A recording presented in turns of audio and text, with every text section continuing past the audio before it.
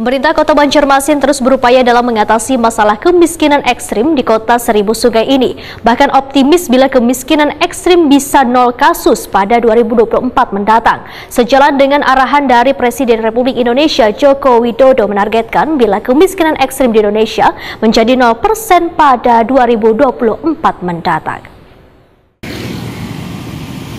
Pemerintah Kota Banjarmasin terus berupaya dalam mengatasi masalah kemiskinan ekstrim di Kota Seribu Sungai ini.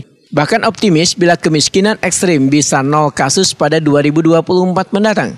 Kepala Dinas Sosial Banjarmasin Doli Sabana Waitakuni Prima TV Baisukan Senin 9 Oktober 2023 memedahkan Banjarmasin terus berupaya agar kemiskinan ekstrim bisa mencapai 0 kasus. Sejalan dengan arahan dari Presiden Republik Indonesia Joko Widodo menargetkan bila kemiskinan ekstrim di Indonesia menjadi 0% pada 2024 mendatang. Sehingga Dinas Sosial Banjarmasin pun gencar melakukan pencacahan pada warga yang dikategorikan masuk kemiskinan ekstrim. Dari data yang dihimpun hingga Desember 2022, ujar Doli Sabana, angka kemiskinan ekstrim di Banjarmasin mencapai 74.000 kepala keluarga, sedangkan warga yang memerlukan BPJS Kesehatan lebih dari 3.300 orang. Doli Sabana mengaku cukup kesulitan dalam melakukan pendataan terhadap warga miskin ekstrim sehingga menimbulkan kada sinkronnya data daerah dengan pusat.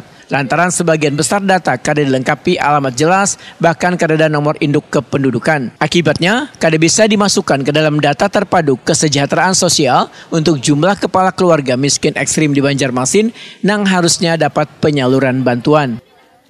Nah, itu yang data-data dari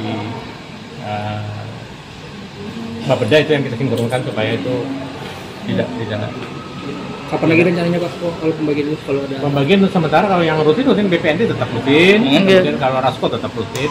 Nah, kami akan juga melakukan pencacahan ulang nih warga miskin karena